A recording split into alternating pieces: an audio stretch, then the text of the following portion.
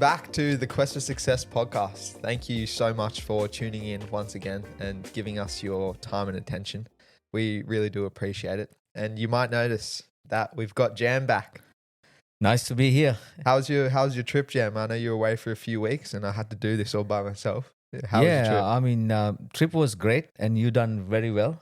You had 2 episodes with your own granddad. Yeah. And also Mike G. Different perspectives, I mean, the whole idea of the quest for success is not just looking at one type of people to understand what's the success mean to them and what they think create their success. It's about having that diverse backgrounds and people from different achievements. So it's a big contrast from granddad and someone we both know very well, and it's awesome guy. So just to understand his bit of a background and what success mean to him, which is very good. And again, Mike G is the future, right? As you know. I quite believe you guys, and it's also good to hear what his thoughts. But something that I learned from those 2 discussions that you had, it's success mean to both these guys is like a fulfillment. Yeah, right, 100%. Yeah. So it's just achieving something that you want to achieve, like and not necessarily you become a billionaire or a millionaire or or achieving something very, very large, like significant size thing. But talking about achievements, talking about fulfillment, my holiday was very successful. Oh, that's good. That's what we like to hear. Yeah. So I mean, as you know, I love to go to Sri Lanka. That's where I was born, and I still have so many friends there, and the real friends. Like I really enjoy hanging out with those guys. And again, my parents are there. So good to spend some time with them, and especially that was during the Sinhalese Tamil New Year time. So if you don't know what's Sinhalese Tamil New Year, so we follow stars, like the culture, the Sri Lankan culture. So according to our culture, so it's more Eastern thing. Yeah, it's the universe moving, and when you meet these 2 stars, you call it New Year, right? Yeah. So that's when. So the April 13, 14 is Sinhalese New Year. So after 34 years, I got to celebrate that with my mom and dad and family. So it was really good to get back and do that with Michelle. So just on that, like what's the celebration for Sinhalese New Year? Yeah, it's so these guys believe in a lot of auspicious times and things like that. So it's pretty much looking at some auspicious time and you doing activities, like, so for example, there's auspicious time for you to start cooking, right? Like so prepare a meal, very first meal for the year. And then there's a time that you have to go to temple or church or doing religious activities.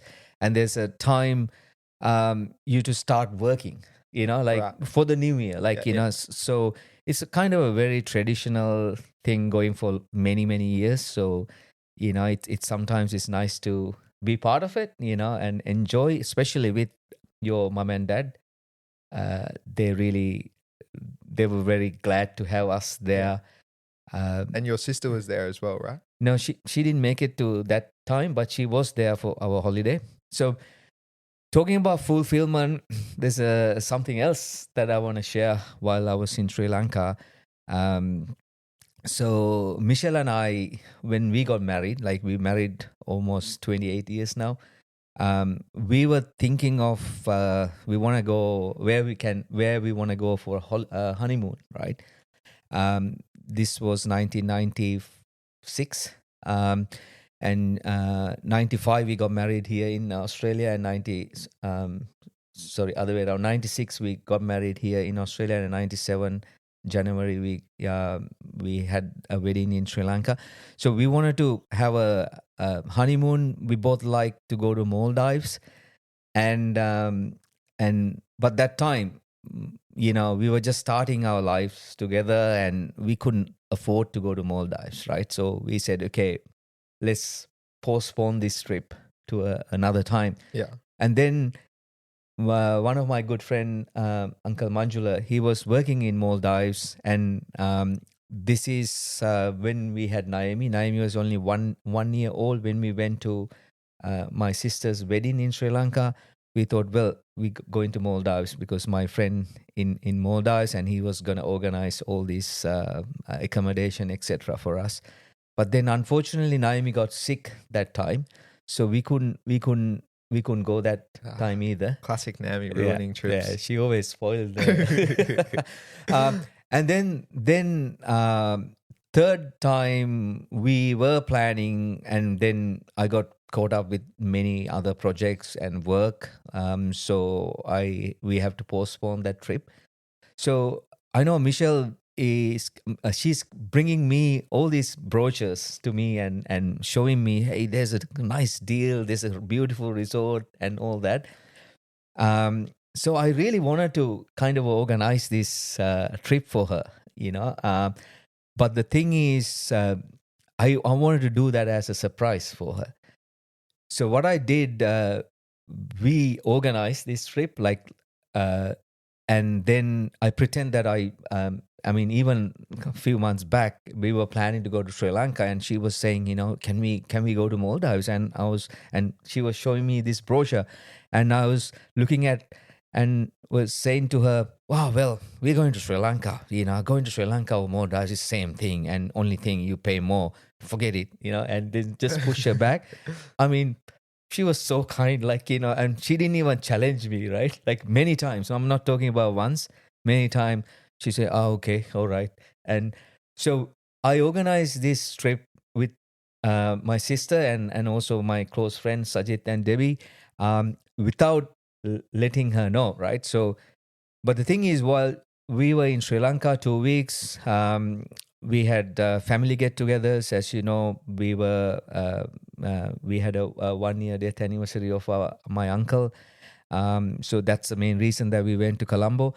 And while we there, Michelle never asked, okay, what are we gonna? She knew that we are leaving Colombo on 29th of April and arriving to Sydney on 4th of May. Yeah. But she never even asked, what are we going to do in the middle, right? So it was so easy for me to set this surprise.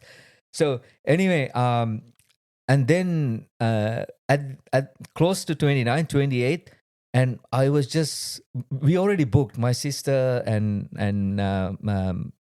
my brother-in-law, as well as my friends. We all wanted to go to Maldives. First time we were all going to Maldives, and we already booked. We already got everything ready. But Michelle is the only one didn't know. Even whole my family even her family, all Auntie Kath, everyone, Nana and Granddad, everyone knew. Yeah, except Mom. Yeah, it was funny because, and then we would start giving her surprises small by small. So when we the day before we are leaving on 28th, we said to her, my sister and Padmika and Harshan is coming, joining us. And she, oh, wow, that was very nice, So, and then next day we said, Sajid's coming, right? Oh, wow, she's got excited. And then they all came to pick us up to the airport. And then she was surprised. Oh, you all coming? I said, yeah. Where are we going? She thought we are going to Malaysia, right? That's the kind of a dummy location that we said to her. So we were saying that we're going to Malaysia, and even in the airport, there's a like big sign of like Yeah. Malay, right? We were boarding to Malay flight, Yeah. and even the announcements, right? yeah. Just to clarify, Malé is the place in Maldives, yeah, Maldives it's that the you were going to capital of go. Maldives, And so that was the good little trade off there. You could have Malé and kind of play it off as Malaysia. Malaysia. But I mean, the funny thing, because we also distract her, like my sister, Debbie, like all kind of a distractor, and we were. Every time there was an announcement going, and we're trying to, having a different conversation with her. So anyway, in the aeroplane, so we were going, and then the captain announced, we are just about to land to Malé, and at that time I was just, and luckily Michelle was sleeping. She was. I mean, it's only 1 hour flight from Colombo to Yeah. Malé, right? And so I encouraged her to sleep, and then she was expecting it's a nearly 3 hour flight to Malaysia, right? And then just about to land, and I had to wake her up, get the seat belts and everything ready, and then she said, "Oh wow, 2 hours gone so fast, right?" And anyway, then she looked at the window and she saw some islands, and she was keep watching, and then so, oh, beautiful islands, I didn't realize there's so many islands here. And she was saying, and then I was saying, yeah, you don't believe, yeah, Malaysia's got a lot of islands. And anyway, and then she realized this is exactly what you see in those brochures. Yeah. And then she looked at me. I don't know. You can actually share that video. Yeah, we'll add the video. She's probably gonna hate us for it, but we'll add a little clip of the video on our Instagram. Yeah, but I mean, it was amazing. It was amazing. Surprise for her, and she was in tears. She was kind of, and we had an awesome time. So we spent 4 nights in Maldives, and it was a great place. It was island, and it's beautiful time. We did snorkeling. We spent a lot of time just relaxing. Pretty much, we were staying in a water bungalow, so we were just going under the that water bungalow and swimming underneath, and the fish so beautiful, multicolor fish, and sea rays, turtles, and even sharks. We actually saw sharks when we were doing snorkeling. You got to go on a little dolphin cruise as well. Saw some dolphins. Yeah, so this resort that we stayed in, Cinnamon Resort. So they're very amazing staff, amazing team, and they actually gave us a free tour, dolphin tour. It was amazing, and we had an awesome time. And so it's in a way it's a very successful trip. Yeah, that's good. Yeah, so achieving what we wanted to do, and again creating that surprise for Michelle, it was amazing. And one other thing, it was very successful. As you know, I mean, I always talking about inspiration, right? So we always had many people inspired us in our life, and so I mean, I have so many people inspired me, every day that I listen to some audios, watch videos, and get inspired by amazing mentors and people. And I didn't have to go too far to get that inspiration when I had like huge challenges. Early days when I was in Australia and I was struggling. I had very tough 2 years, early 90s. Those days, who inspired me was my dad, your grandfather. And because I knew that he had an amazing story, right? And I knew he was an orphan, and he didn't have anybody to kind of take care of him. And he came to Colombo and built himself into in his own right, very successful man. But I wanted to understand his story a bit more. So one of the things that I've done in this tour, I spent some time talked to him, actually recorded a audio or a video with him, and asked some questions. And unfortunately, it's in Sinhalese because my dad can't speak English. So I recorded that. Mainly, I think it will be very useful one day for you and your kids, or even further, at least to see him and, to understand his story. So that's something that, it was amazing time. That was, I mean, my dad is 90 years old this year. He's turning 90. Um, and he's pretty healthy. Both my mom and dad. My mom's turning 86 in June, and my dad's turning 90 in November. And we're all gonna go in November to celebrate his birthday. And so understanding his story, it's actually I became like a changed man, like towards to him, because I saw him before. He was a man very. I mean, he achieved success. I mean, he's doing so many things to so many people. Right? If you come to my house, I mean, you've been to my house. You've seen like my mom and dad's place in Colombo. There are always at least 20, 30 people in the house. There's a lot of visitors. And every day you're talking about making 50, 60 cup of teas, or meals for people. There's so many visitors coming to their place, right? And the locals, some people coming from country, and pretty much, my mom and dad like spend so much energy hosting these people, right? I mean, I enjoy hosting, right? As you know, we got a lot of visitors coming to our place, but nothing like that, right? But I just want to I mean, this whole discussion actually gave me really insight to why he's doing it, and a lot of his background, So I can share some if you like, I mean, it's a inspirational story. Anyone want to listen to this story, I think there's a lot of takeaways. Um, so, my dad, Nimal. So, Nimal was born in 1934, and his father was a carpenter. And he was apparently a very good man, very nice man. People really like him in the area. And his father, I believe, also a carpenter, well-known guy in the area, but they're very poor people. They're not very wealthy, but very respectable family. In that area. And stop me if you have any questions. I'm happy to answer. I want to tell this story.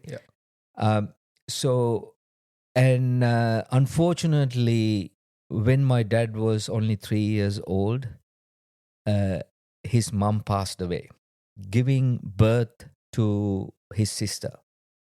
So both mom and sister died. So sister lived about 50 days and then passed away. And so he didn't have anyone to kind of take care of him. And luckily, Nimal's dad had two other elder sisters. And one of those sisters pretty much taken care of him over the years. And then when he was 8, his dad actually remarried. Again, according to his story, he was forced to kind of, not forced to, like, he didn't want to kind of remarry, but then and then a lot of aunties and people, that friends said, well, you're still young, you should remarry, and got when he was 8, he got remarried. And my dad, Nimal, he actually didn't go to school till he's 10. Wow. So he was living with his auntie, my Nimal's dad's sister. So that auntie's son was going to school, but he didn't go to school. According to his memory, his auntie was saying, I don't want to send you to school because then the school teachers and principal will punish you, smack you. I don't want the kid without the mother to, She felt like guilty. She didn't yeah, want- so sort of thing, and then she took care of, again, this is how he felt it, I mean, this is very long time ago. And so his cousin, this auntie's son actually went to school. So Nimal actually learned from him. Like he didn't go to school. He was just learning things from him. But this is the kid. So I asked him, so what have you done till 10, right? Um, Nothing. Like he's the kid that when you go to Sri Lanka, or if you haven't been to Sri Lanka, any of you gone to a third world country, you probably see there's a kid running around with probably a no shirt or nothing, and talking to people or asking some support. He's one of them, right? My dad. So he was just mucking around, like going from house to house, get fed from aunties, friends. So he didn't have any. Even he was staying with auntie and living with his cousins, um, and he didn't have no one to kind of a full attention, like. And then his father got married and had three daughters and three brothers, sorry, three sons in the second marriage. And most of the girls uh, passed away in younger age as well. And three brothers, I actually know them, I met them. um, and two of them are still alive. And so going back to Nimal, so Nimal, they were living actually next door to a school, even he hasn't been to a school. Yeah, right. Yeah. So then the school principal realized this kid always hanging out with his cousin, but he's not actually in any class. And then he shouldn't be doing that. He should come and go to school. So in year 10, somehow he managed to get him to school, right? When he was 10. So and then but all his same age guys were in year 4 or 5, right? So he was like catching up. So this principal kind of helped him to escalate, So what did he start just from the bottom? yeah, I guess? bottom Yeah, from but then so he was just starting school, and then few years time, and then when he was so he studied about 4 years in the local school. And but then he's like a pretty much running around everywhere, especially your dad had 6 other kids to take care, and you probably get neglected. So again, my dad, he can't remember anything about his mom, or not even face look, what she looked like. He can't remember at all. So pretty much, then what happened, suddenly when he was around 14 years old, he didn't know, until then he didn't know anything about his mother's side. So he only knew his father's side. He didn't know, his dad never told him about his aunties, uncles, or nothing from his mom's side, right? And suddenly, when he was 14-year old, this monk came to the village, and he said, "I'm your uncle. It's your mom's younger brother." And that was the first time actually he remembered meeting someone from mom's side. So he was a Buddhist monk, and he said, "Well, I heard about, he was kind of doing his own research and finding out detail about his a dead sister, and then realized she had a kid. So he wants to come and see this kid." And then when he came, to this village, my dad's village, realized, these kids getting neglected, not really getting even a meal properly. So he decided, why don't you come? Because this monk actually came from Colombo, which is the city of Sri Lanka, and capital city. So he said, I'm going to take this kid to my place in Colombo. And at that time, Nimal's dad didn't really like it. But then Nimal, he was so keen to go. He thought, well, it's like going overseas those days. It's an adventure. Yeah, it's adventure, and he didn't see any future in the village, right? So, but then he didn't have any decent cloth to wear, right? So he was wearing rags pretty much, I believe. So it took 2 days for them to find some, because that time in country Sri Lanka, he was wearing sarong, right? Sarong, and so they couldn't find him a clean sarong and a shirt for 2 days. So once they found that, and then so this uncle, the monk, took him.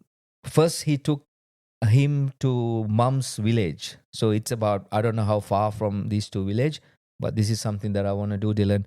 When we go in November, actually wanted to visit those places. I've been in those places, but that was a while back, and you guys been there as well when you're young, but it makes sense for us to now knowing this story better. Yeah. It'd be cool to go and retrace his steps. Almost. Absolutely. Start in his village and follow the journey. Definitely.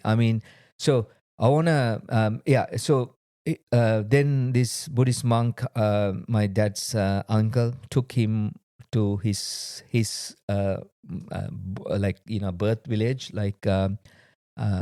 again in the same area, but probably, it's a little bit away from it's down south of Sri Lanka. And then first time my dad Nimal met aunties, even I can't remember meeting grandmother or anyone, but first time he met aunties and uncles. So my dad's Nimal's mom's side, apparently they have 2 elder sisters and then the younger sister. So my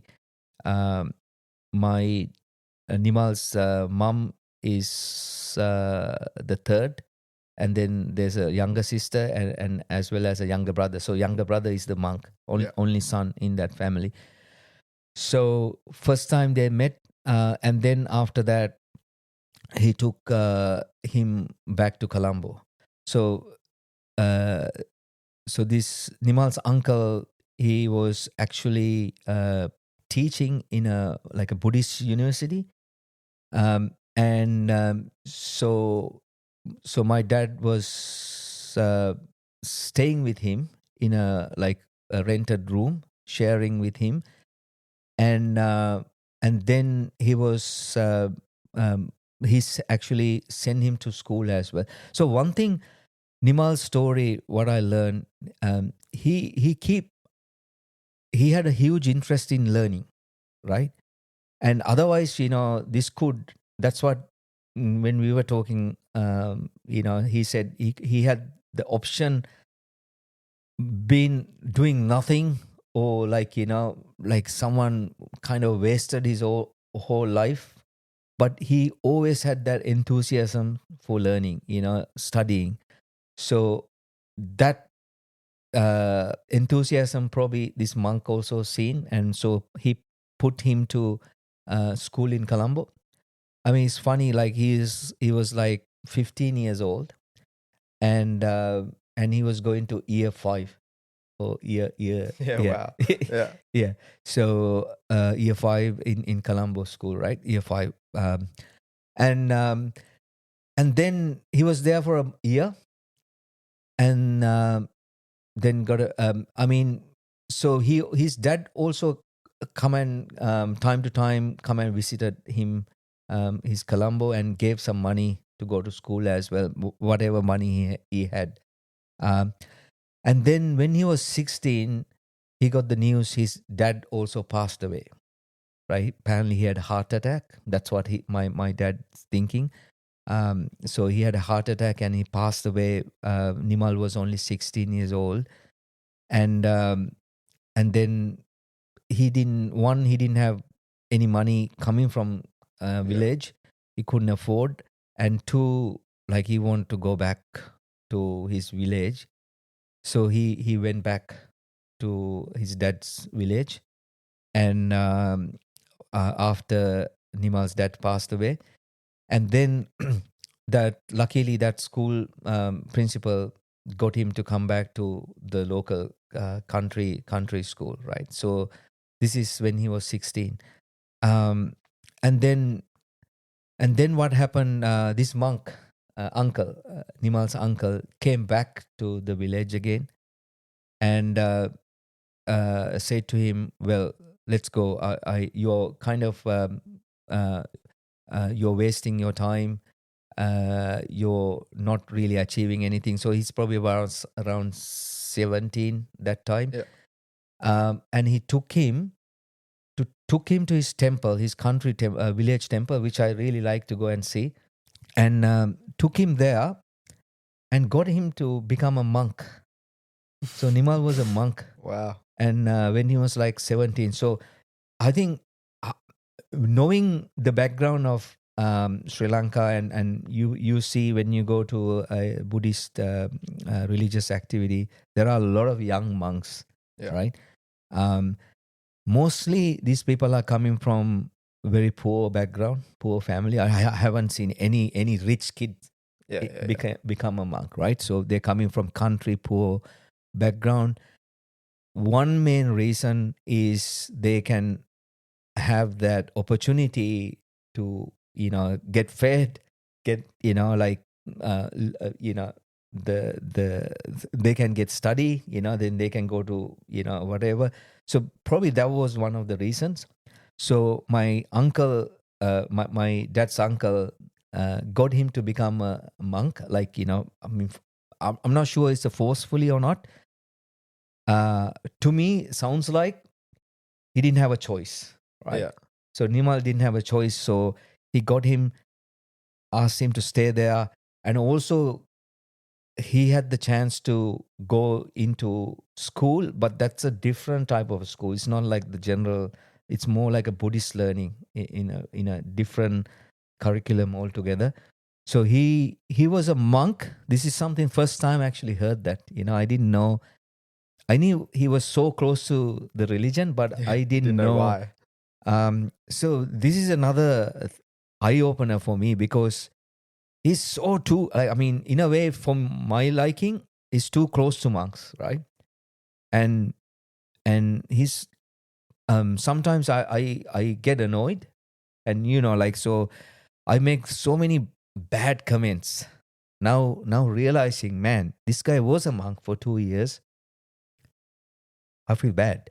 Yeah, because maybe it's like now that he's out of that kind of life, whenever he sees them, he can empathize and sympathize with what they're going through and maybe what they've had to give up to be there. Because I know he's especially like that around young monks.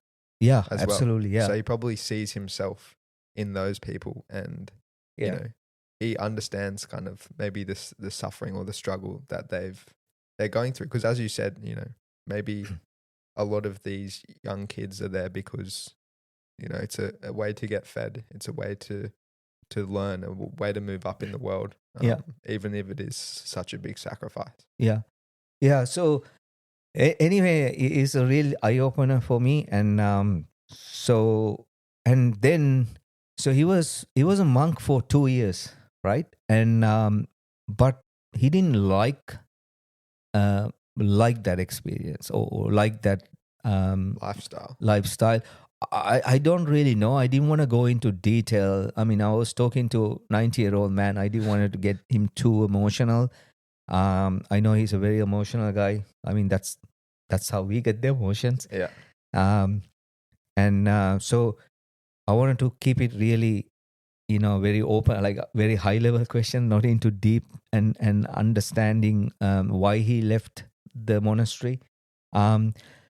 maybe there's more to it. I don't really know, so I don't want to speculate anything either, right? So somehow he got uh, back to his village, and and he left that education as well. So he's actually, you know, all over the place with his education, right? And how far away is his village from Colombo? Is it like a long journey?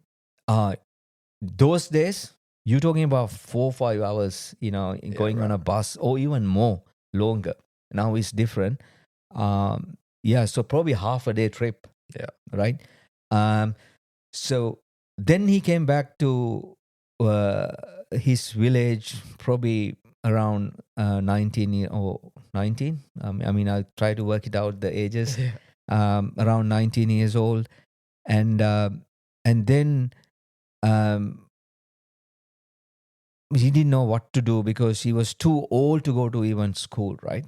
To his own school, and he should be in maybe year 7 or something now. Later than that. Yeah, but actually, yeah, because it's the monastery education system is different. Oh, right. So they don't really recognize that thing, right? Anyway, so and then his cousin from his mom's side,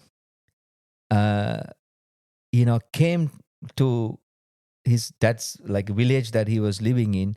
He said, why don't you come and stay with me? I'll find a way for you to go to school. So then, I mean, I guess, this 19-year-old, no mom and dad, no guardian, is just making his own decisions, right? So he decided, okay, let's go. So he went to his cousin's, this is his first cousin, live in the other village, mom's side. And he went there. And somehow this guy was so pivotal in his whole life story. And he went to all these ministers, all the local MP, and all the contact, and somehow managed to got him to a school, local school. And somehow he managed to got into to do the year 10 exams, year 10. So the principal said, well, I can't take this guy because he missed a lot of classes, grades. And somehow this guy, maybe with some political backing, whatever, I mean, got him to the class, gave him 3 months. So he actually missed the first few months as well. He started, this is a 19-year-old. He started in March. The classes is March. The year 10 exams, it's in December. So March, April, May, he need to prove that he's capable of sitting to the exam. Yeah. So somehow he stayed with his cousin. What he was saying, I mean, this cousin, he was talking about, actually, I actually met him many times. I know him. He was a very poor farmer, right? And he also had number of kids in this house. But he wants to help my dad, Nimal, right? And he was saying they didn't have any food. Most days, they didn't have any food to eat or feed their kids. So what they done, they went, their backyard, they have jack trees. I don't know, you've seen jack trees, right? Like jackfruit. Jackfruit, right? So they boil the jackfruit and eat with chili for all 3 meals, right? So they didn't have any basic, rice or anything that they can get. So they were eating jackfruit for 3 meals. So that's how they survive. Basically, if you don't know what it is, it'd be like eating baby food. Worse. It's probably worse. Yeah. So, and during that times, and they didn't have electricity, power, so they were reading. Like my dad was studying in a lantern, carousel lantern, and he managed to convince the principal and sat on the exam, an year 10 exam, and then he passed the exam. Where was he learning all this stuff? Was it from his cousin, or was it just materials from class? How did he catch up so many years? Do you know? Or? Yeah, I don't really know. Like I think that he had that really keenness, right? Yeah, the drive. Enthusiasm.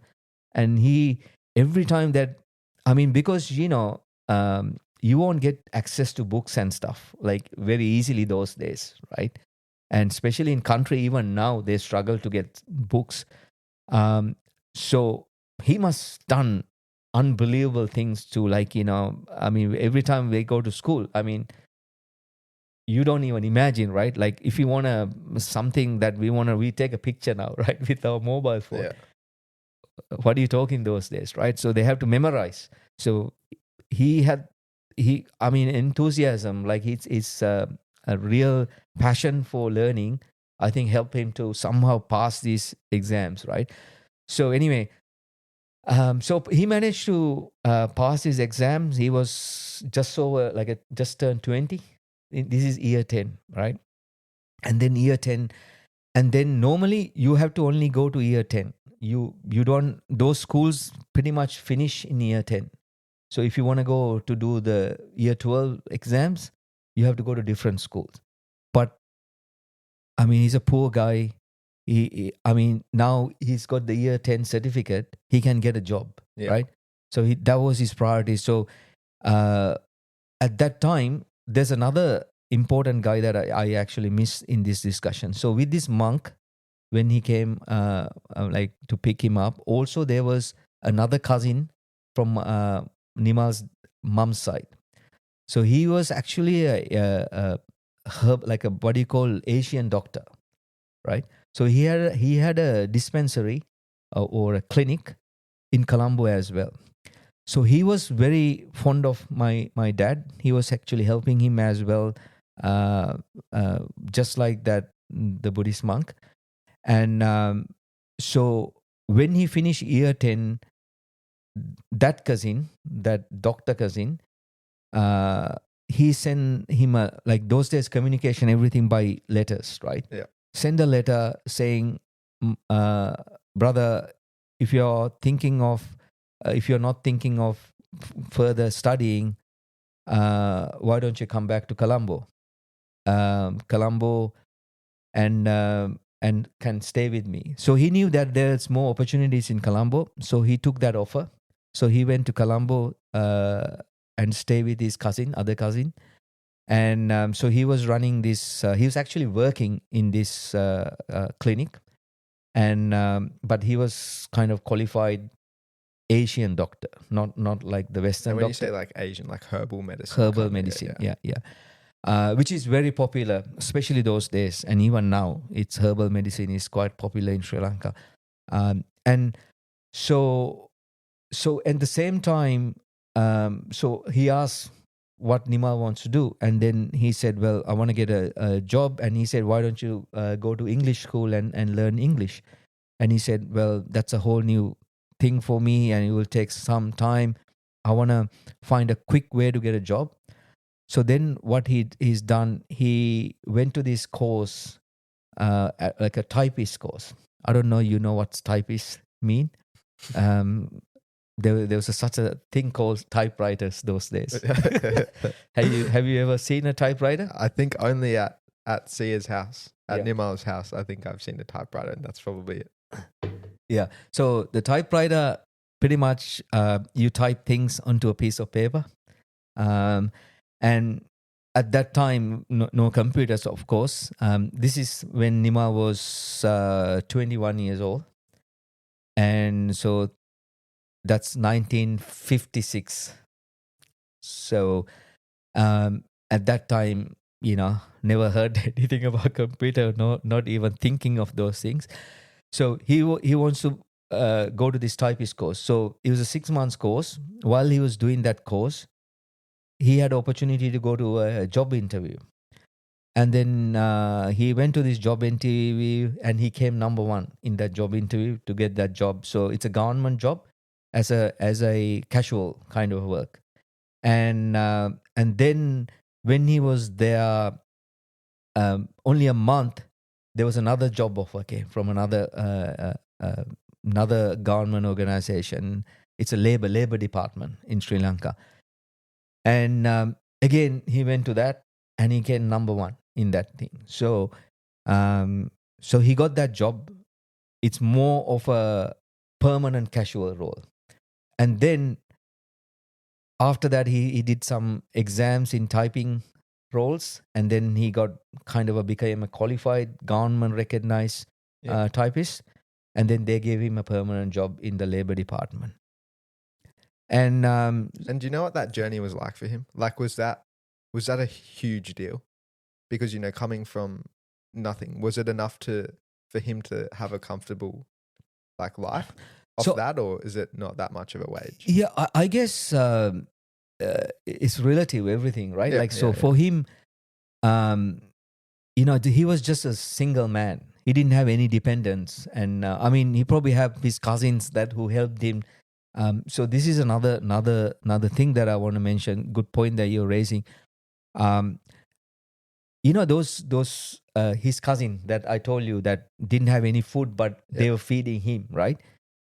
You know, these guys used to come to my place when I was a kid. Man, my dad went out of his way to take care of them. You know, even their kids, and giving his clothes, giving them money when they're going back. And I was thinking, these guys are using him, right? For me, like, it's like, man, why my dad is doing so much, right?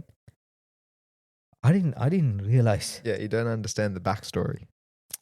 Yeah. And I mean, it clearly shows that, you know, they helped him in a time where he was in need, and he probably knows that without them, he wouldn't be in the position that he is today. Yeah. And, you know, he looks back on that, and he's indebted to them. Absolutely. And so he wants to do everything he can to give back. I mean, one thing I realized, great thing about Nimal, he never forgot anything that everybody else done for him. That's such a amazing character. Yeah, I think, you know, that's probably one of the key takeaways we'll have from today, right? You know, we've read it in books as well, you know, always when you get where you're going, don't forget to turn back around. Yeah. And, you know, it's even the same. I think there's another quote. It's like, you know, it takes an entire village to teach a child or to take care of a child. And it's the same thing on your way to a successful life. You know, there are so many people, even if it's someone just, you know, saying hi to you in the street, that might lift you up and help you to get through a tough day. And there's so many people that you have to appreciate once you make it. And I think that's a very powerful thing, to be humble enough to, when you are so-called successful, to be humble enough to remember, not take it as, oh, I did all of this. Yep. But to, you know, share what you have with the people who have helped you along the way. Absolutely. Yeah. I mean, I'm glad that you're thinking that way, Dylan, because talking to Nimal, this is something that I realized, you know, I mean, this is the reason, when you look back, this is the reason there's so many people in our house, right? This is the reason that he's so hospitable, you know, to people, and he can see when someone's struggling that he need to help. You know, there's no choice. You know, he just give everything that he's got. He has, like, to these people, because he can relate that person to him. You know, that he's story. Been there. He's been there. He's you know, had the darkest days when, you know, there's not even food to eat. So he knows that struggle.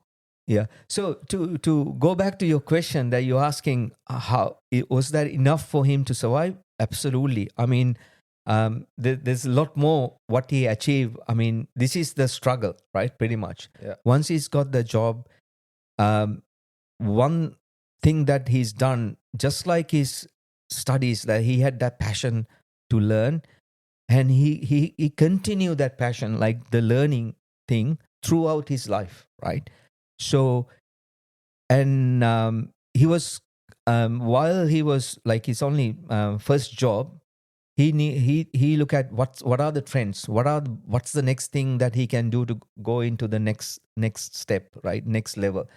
So and there was a course called stenographer course, right? So that it's more like shorthand, taking notes, and then again typing involved.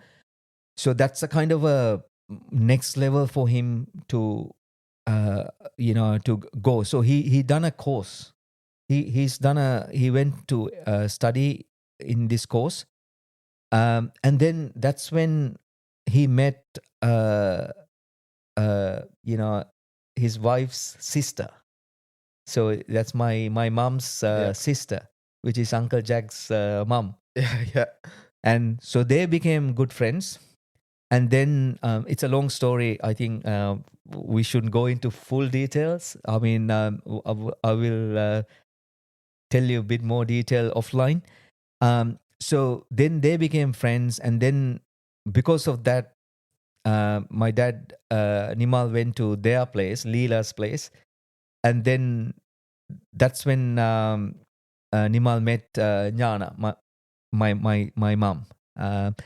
And so it's even funnier because before even asked Nyana out, he went and actually talked to my grandmother, Nyana's mom, Asking what? just to say, well, I am interested in your daughter. Right. Yeah, is that okay if I start talking to her? And so my grandmother, she knew she can see a genuine young man, and she also knew my dad's cousin, that her doctor, because that was close to their home in Colombo. Because, by the way, my mom's coming from Colombo, so she was pretty much born and raised in Colombo, which is the capital city. But again, they were very poor family. So my grandmother invited my dad one day when everyone went to school, like or doing their stuff, and had a good chat with my dad, with Nimal. So she said to him, "Well, you seems like a nice man. I know your cousin, very reputable, good people. Um, and we are a very poor family. We got 10 kids in my mom's family, right?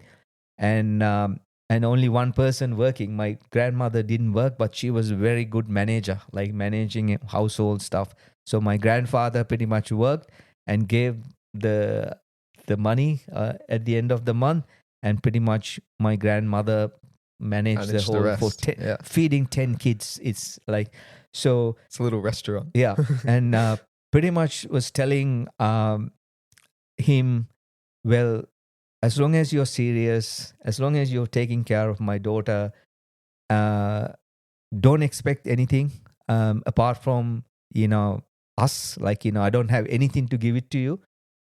But if you're really like her, let's think. I mean, in a way, he didn't say, hey, go and marry her. Just in a way, she kind of let him loose, kind of have that relationship open up. Yeah, so that's how they met.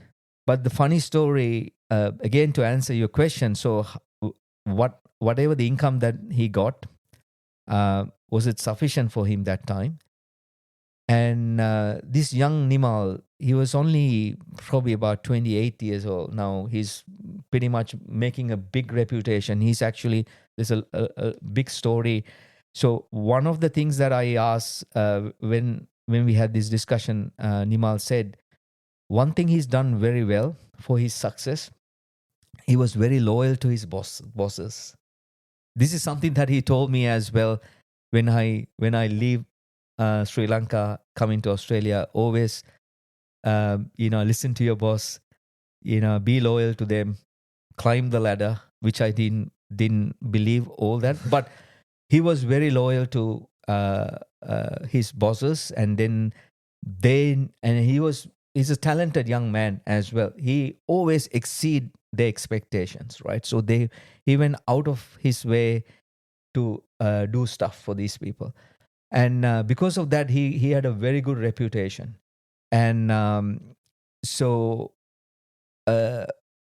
I mean, young kid, orphan, around 28. He had enough money to buy a house, buy a land. Wow. He actually he didn't have enough money, but he had that. He wants to buy a property, so that's when he came to Maharagama. That's where his house is now, and he gave a deposit to this land.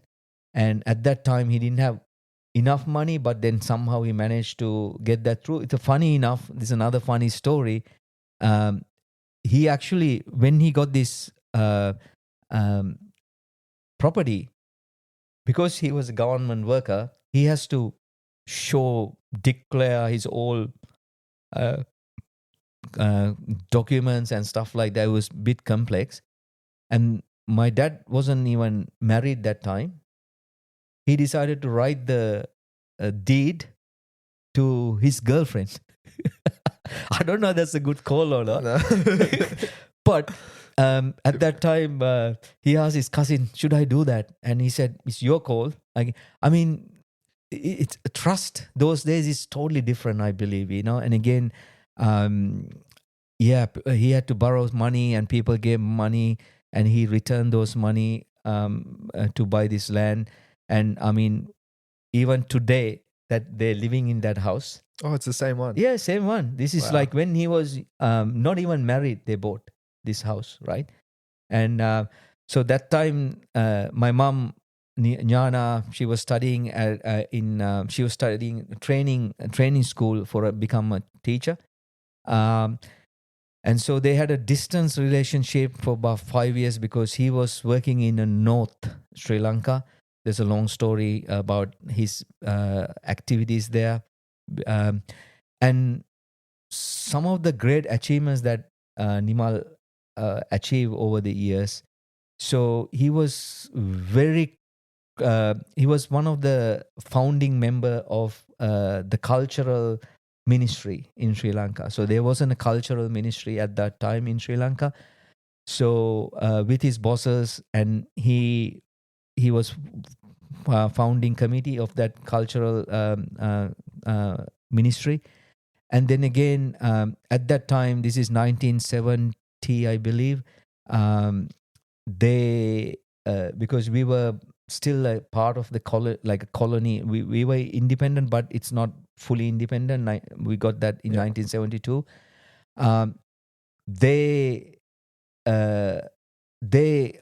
at that time they there's no main religion in Sri Lanka. So for Buddhism to be the main religion, there was a committee, and he was one of the secretaries in that committee. So that's something that he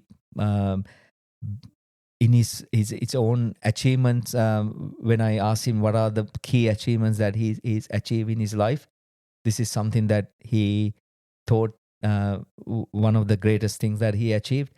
And then the Sri Lankan emblem. Emblem. Yeah, sorry, emblem. So he was the secretary for the committee of creating that emblem. So that's something that he proud of in terms of achieving. Wow, that's really cool. Yeah, and I mean, it's funny because we still have a lot of documentation in our house. Should be actually in a museum. Still, we have some documents. It's actually original documents. So he went on and done so many things, and he was actually very close a working relationship. Had two prime ministers. One is very first female prime minister ever in the world, Mrs. Bandaranaike. So he was working with her and a personal level, so that's something that he really admire doing, because he was saying compared to the current politicians, these people were like goats, they never had any intention to do any corruptions, etc. They always wanted to do stuff for the people. So he's achieved amazing things. So so I asked my dad Nimal, what are the I mean, I asked him, do you see your life is very successful, right? Because that's what this whole discussion is all Yeah. about, right? And so he was very happy, and he I mean, I can see, I see him as a successful person, um, and things that he achieve as a professional wise, and also as a personal wise. I mean, 90-year-old got so many friends. I mean, I think I have friends, but if you know him, he got so many friends everywhere that he goes. He got friends and people that really he support and he know. So But just on that, I want to make a point because I think it's like something that I've heard throughout this conversation. I think probably one of the big reasons why he has so many people that, respect him is his authenticity.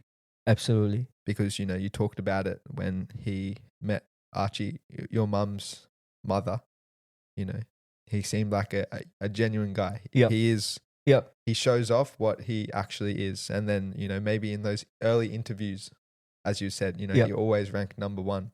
Yeah. It's probably because everyone else is kind of fighting for, to be the most bureaucratic. Whereas this guy from just a small village is just trying to be himself. Yeah. And just that kind of authenticity, it shows. yeah. Um, Yeah, so absolutely. So I asked him what are the success factors, ingredient, So what he said, always do stuff honest.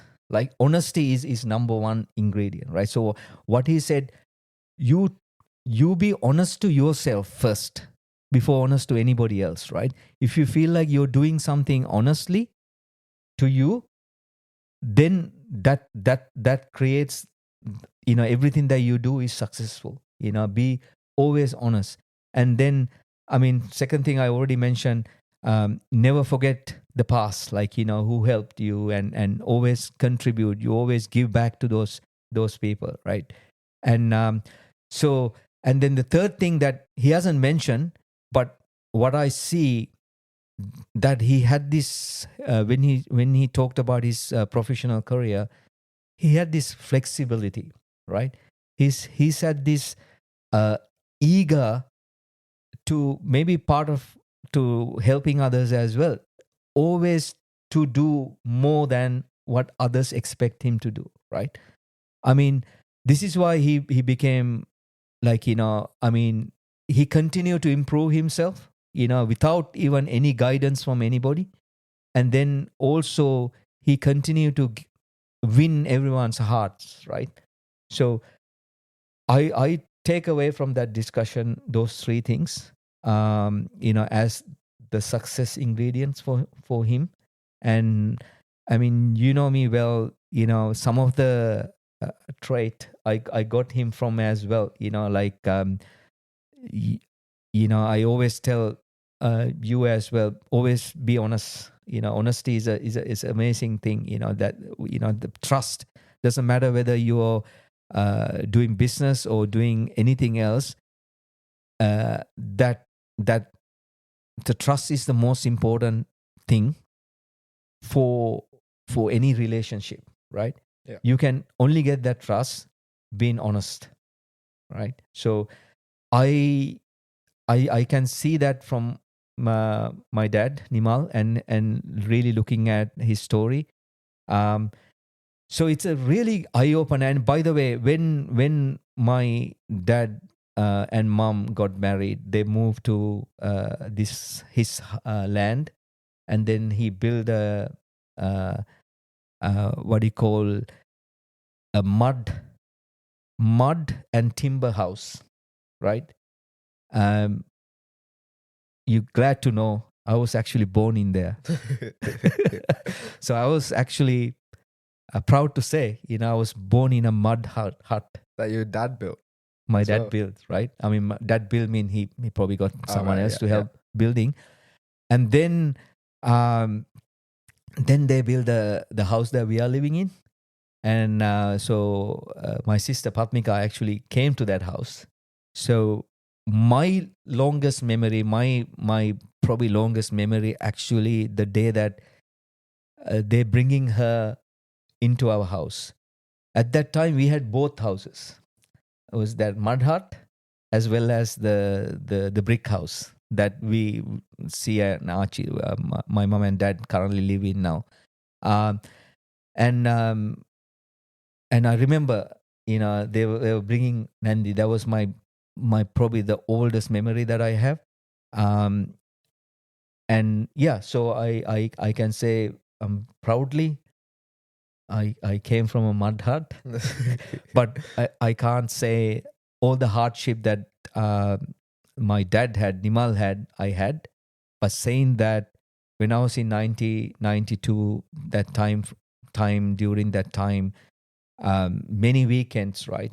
I have to leave Newcastle, come on Friday, and then go back on Sunday. During that time, I was doing part-time work in Sydney. I didn't have a place to go. I was pretty much sleeping on the street or just walking around the street.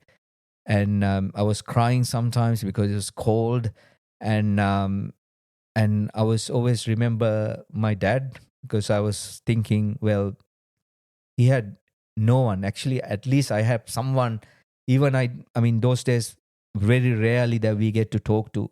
I'm talking about 1990 when I was in Australia, because we didn't have telephones. Like, we had telephones, but it was so expensive to call Sri Lanka.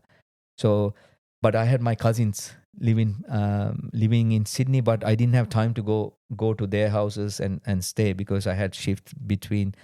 But those struggle, while I was having those struggles, I always going back to my dad's story that I knew at that time, thinking, well, my dad done it, so it's my turn. I can do it. I will overcome these challenges, and that motivates me. So if I have success, I would thanks to my dad for giving me that positivity, giving me that story, something that I could hold on to. You know what I mean? In tough times. And, Yeah, it's the old saying, tough times create strong men. Strong men absolutely. create easy times. And I think hardship is a very powerful thing, although, it's intense suffering in the moment. Yep. It's something that you talk to anyone who's been through hardship and they look back on it as a very powerful and pivotal moment in their story. Yeah. But I've written down a few things that I think are kind of key takeaways, at least for me. And the first one I want to elaborate on a bit, the mud hut, which you grew up in, that turned into a little schoolhouse, which It's not exactly that schoolhouse. It's actually in the between. Oh, right. Okay. Yeah. Well, there's a schoolhouse on your because that parents'. was my mom's classroom. Yeah. Yeah. So there's a little schoolhouse there, which your mum would teach in. And I think it's like, both of your parents are very dedicated to service. Absolutely. Your mum always teaching. Even now, 86-year-old still doing teaching. Yeah, going, to Sunday school and teaching. And, your dad also, as you said, always wants to give back, wants to have people in the house, wants to do as much as possible. So I think that service is a really strong one.